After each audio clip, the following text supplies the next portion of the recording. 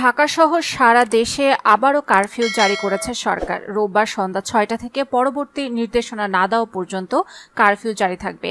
রোববার স্বরাষ্ট্র মন্ত্রণালয়ের সিনিয়র তথ্য অফিসার শরীফ মাহমুদ অপু এক সংবাদ বিজ্ঞপ্তিতে বিষয়টি নিশ্চিত করেছেন। সংবাদ বিজ্ঞপ্তিতে বলা হয়, আজ সন্ধ্যা ৬টা থেকে পরবর্তী নির্দেশনা না দেওয়া পর্যন্ত ঢাকা মহানগর সহ সব বিভাগীয় সদর, সিটি কর্পোরেশন, পৌরসভা, শিল্পাঞ্চল, জেলা সদর, উপজেলা সদরে সান্ধ্য আইন বলবৎ করা হলো।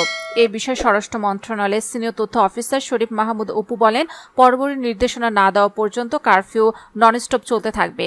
আগে যেমন শিডিউল ভিত্তিক কারফিউ জারি ছিল, এখন সেটা না থেকে একটানা চলবে। কোটা সংস্কার আন্দোলন ঘিরে সৃষ্ট পরিস্থিতিতে গত ১৯ জুলাই কারফিউ জারি করে সরকার। এরপর ধাপে ধাপে বিভিন্ন জেলায় শিথিল রাখা হয়। সবশেষ শনিবার কেন্দ্র শহীদ মিনারে কোটা আন্দোলনকারীদের বিক্ষোভ সমাবেশ থেকে সরকার পদত্যাগের এক দফা ঘোষণা করা হয়। একই সঙ্গে আজ থেকে দেশজুড়ে অসহযোগ আন্দোলনের ঘোষণা দেন আন্দোলনকারীরা।